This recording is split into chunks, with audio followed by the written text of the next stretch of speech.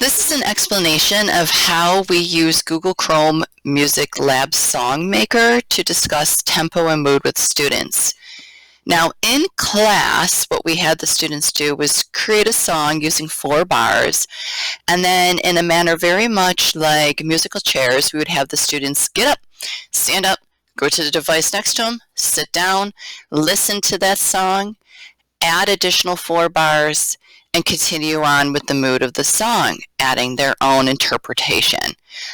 I was thinking that we can even bring this online into an online discussion.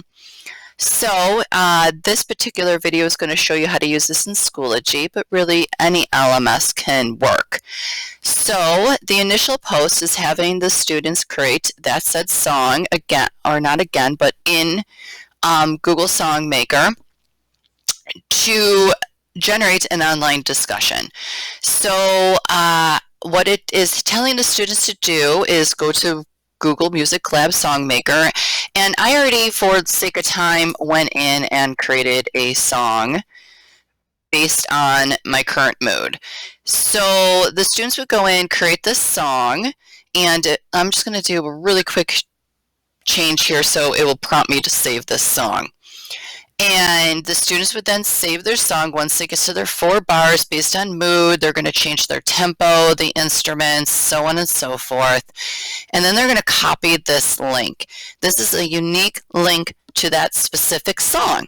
So sometimes some of my students were getting a little upset because the next person went in and completely changed the mood of their song. They really took ownership in this.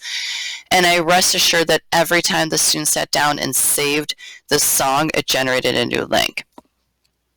Okay, so let's get started.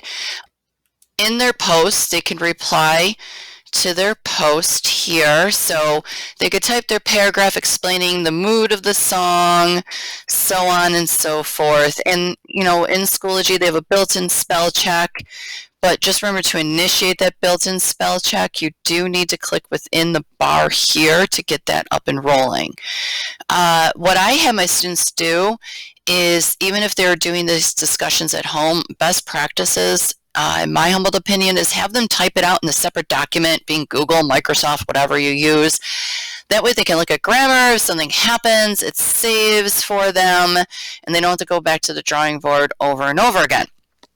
So I'm just showing you an example here of how I would have done this with my students. So going back here, they're giving their explanation, their paragraph, and they are attaching their song. Typically in Schoology, this will auto grab a title, but in this case it doesn't work. So I am just going to give this a title, Amy's Song, attach. They can, you know, name their songs. I would encourage them to name their songs, and they're going to submit that post. Okay, so the second half, the students, beautiful, they wrote this amazing 3 to 5 sentences explaining what their song and their mood and their tempo, and hopefully they pick up on all the vocabulary. And now they need to respond to 2 classmates. So let me just flip that over into my other Schoology account. And here we are. I see that someone contributed to the conversation, and now I need to go back and add to that song and give my interpretation of that song. So I'm going to initially click that link so I can listen to that song. So you're asking your students to listen to the song. Okay, so what they need to do then is go into settings.